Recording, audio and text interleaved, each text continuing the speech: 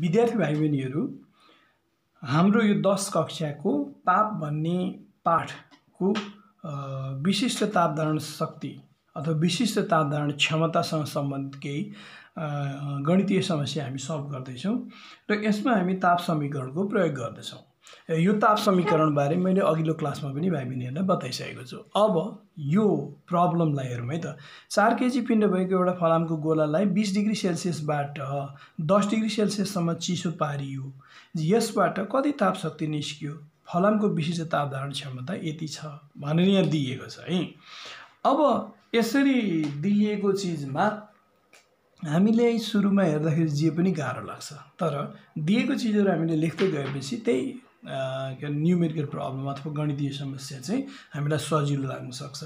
त्यसैले गर्दा आत्तिनु चाहिँ हुँदैन। यहाँ दिएको चिजहरू हेरौँ है। सबभन्दा पहिले के दियो भन्ने पिण्ड दियो हैन। पिण्ड कति भनिएको छ? मास 4 केजी भनिएको छ हैन त। 4 केजी भनियो,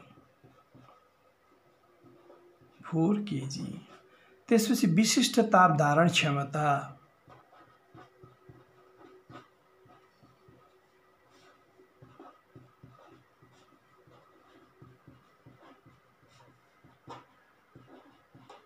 यसको संकेत अघिल्लो क्लासमा मैले बताएको थिएँ एस। यो विशिष्ट ताप धारण क्षमता यहाँ कति दिएको छ? 460 जुल पर केजी डिग्री सेल्सियस। त्यसपछि सुरुको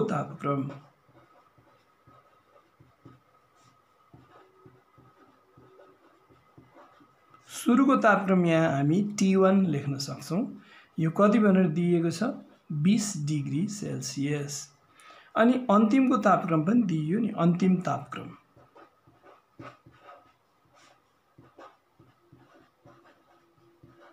सुरुकोलाई T1 मान्यो भने अन्तिमकोलाई हामी T2 मान्न सक्छौँ। T2 भनेको कति छ? 10 डिग्री सेल्सियस। अब हामीलाई सोधिएको के छ भन्दा ताप शक्ति सोधिएको छ।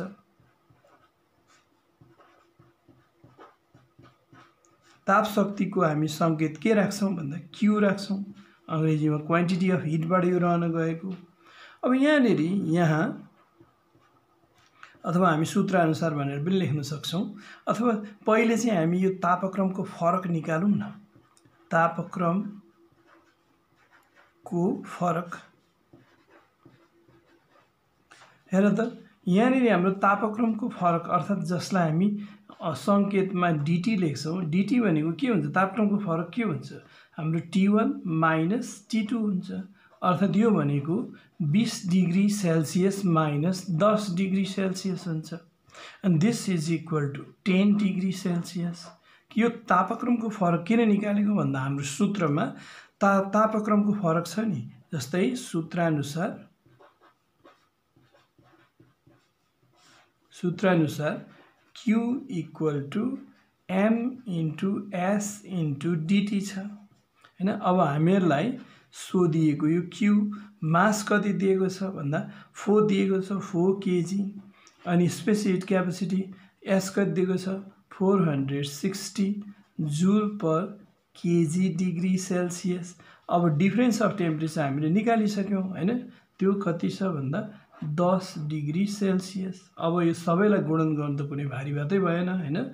देयरफोर Q इक्वल टु हामीले गुणन गर्नुपर्छ। यहाँ युनिटको खेल अलिकति खेलौँ है त। केजी क्यान्सल, यो अंशमा छ, यो हरमा छ। त्यस्तै यो अंशमा छ, यो हरमा छ, डिग्री सेल्सियस क्यान्सल। आफै के आयो त भन्दा Q भनेको हाम्रो ताप शक्ति हो। ताप शक्तिको एकाइ के हुन्छ? जुल। जुल आफै आइपुग्यो। त यो सबैलाई गुणन गर्दाखेरि हाम्रो 18400 जुल हाम्रो ताप शक्ति हुन्छ। अब अन्त्यमा हामी यसको लागि एउटा सेन्टेन्स लेख्छौँ। हामीले एन्सर प्राप्त गरिसकेका छौँ। देयरफोर फलामको गोलाले कति ताप शक्ति गुमाउँछ? 18400 जुल ताप शक्ति गुमाउँछ।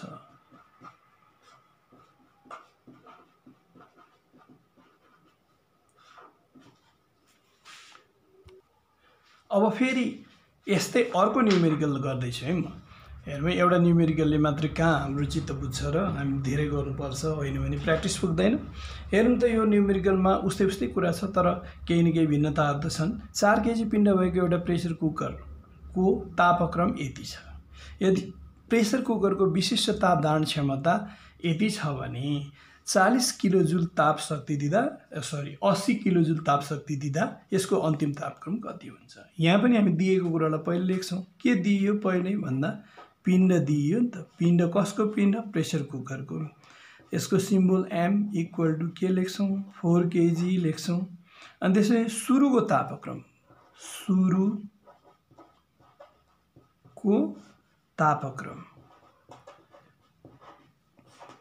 सुरुको तापक्रमलाई सामान्यतया हामी कुन अक्षरले सङ्केत गर्छौँ भन्दा T1 ले।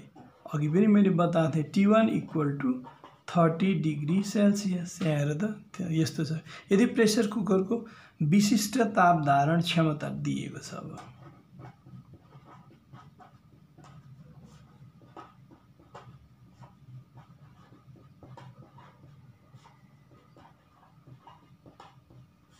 विशिष्ट ताप धारण क्षमताको सङ्केत के हुन्छ? एस हुन्छ। अनि विशिष्ट ताप धारण क्षमता कति दिएको छ? 1000 जुल पर केजी डिग्री सेल्सियस। अनि अब अर्को के दिएछ भने 80 किलो जुल ताप शक्ति चाहिँ नि ताप शक्ति दिँदा भनिएको छ नि। ताप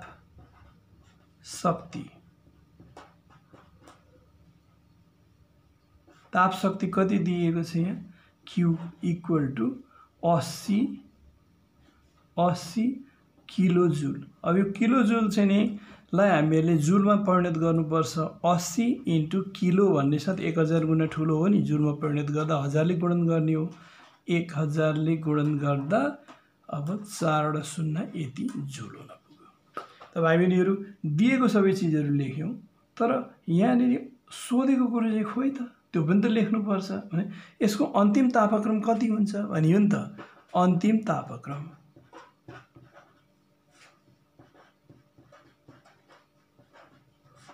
अन्तिम तापक्रमलाई हामी T2 अक्षरले सङ्केत गर्छौँ। यो कति हो? त यसरी दिएका सबै कुराहरू र सोधेको कुराहरू समेत लेखिसकेपछि अब हामी यसलाई चाहिँ नि सोलुसन गर्न जाँदैछौँ। सूत्र अनुसार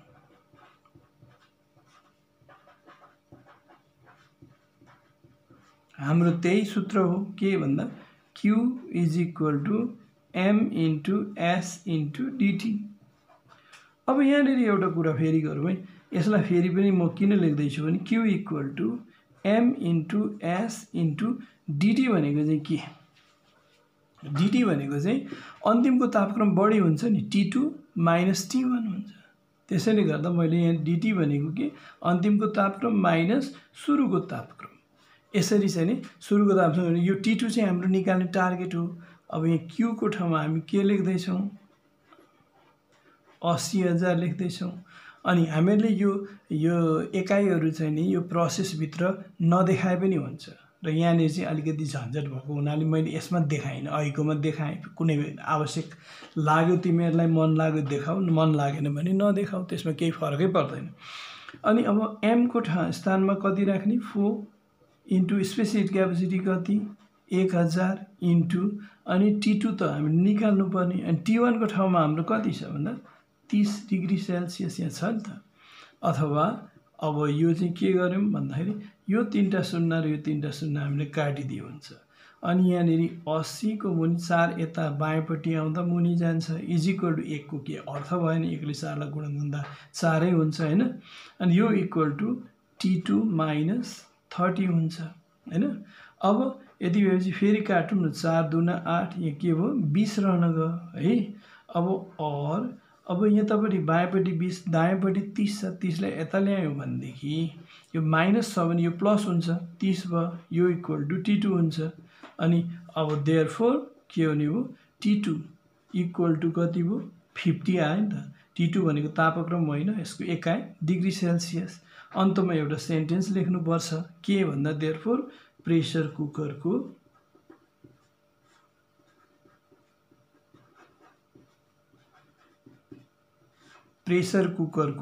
अन्तिम तापक्रम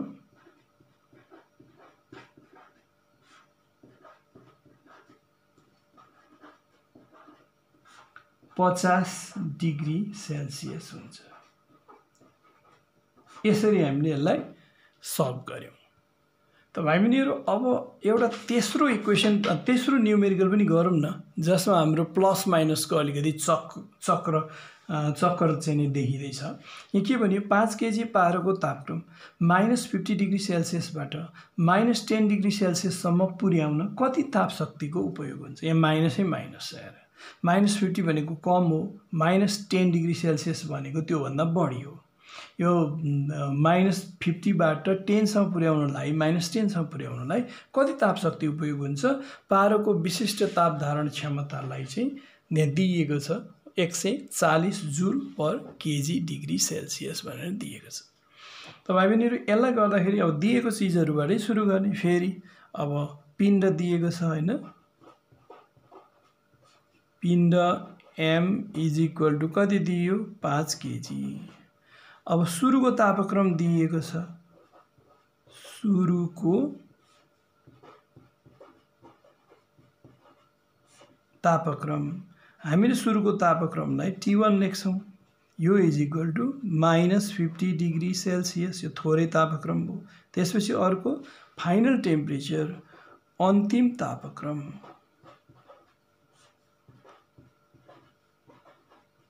यो कति यसको संकेत के हुन्छ T2 हुन्छ। यो कति छ भन्दा यहाँ दिएको छ -10 डिग्री सेल्सियस।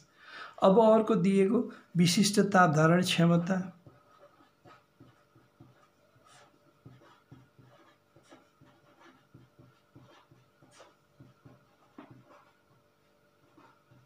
यसको संकेत के हो S। यो = कति दियो यहाँ 140 जूल पर केजी डिग्री सेल्सियस दियो। अब क्वेशन चाहिँ के छ भने यतिबाट कति ताप शक्तिको आवश्यकता पर्दछ।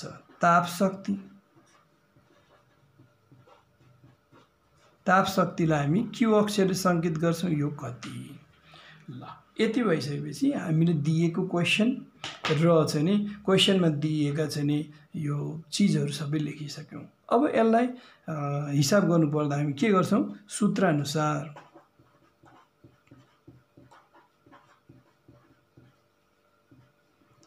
सूत्र त उयो Q = के m * s * dt।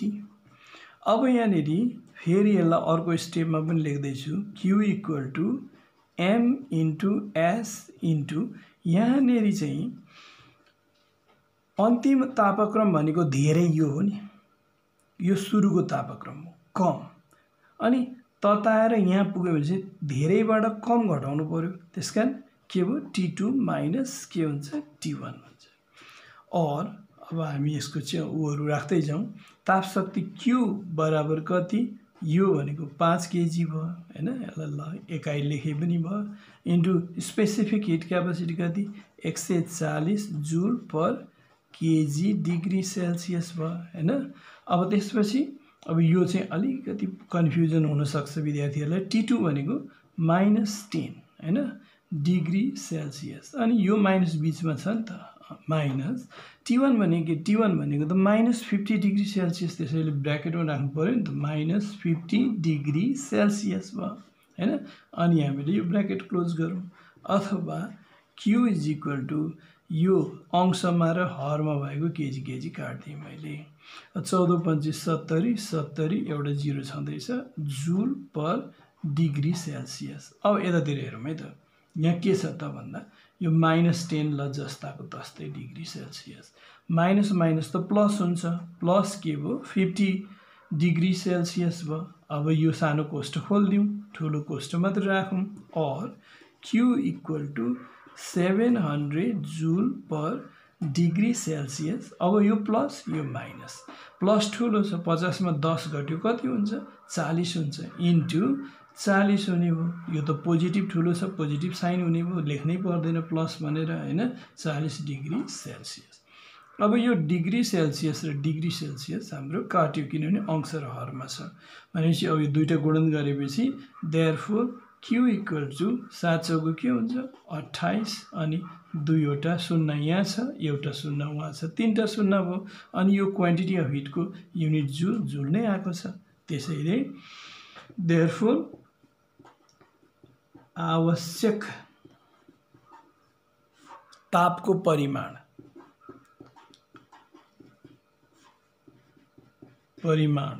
अथवा आवश्यक ताप शक्ति मात्र भने पनि भयो, तापको परिमाण 28000 जुल हो अथवा हुन्छ भनेर लेखे हुन्छ। त भाइ बहिनीहरू आजको लागि यति नै।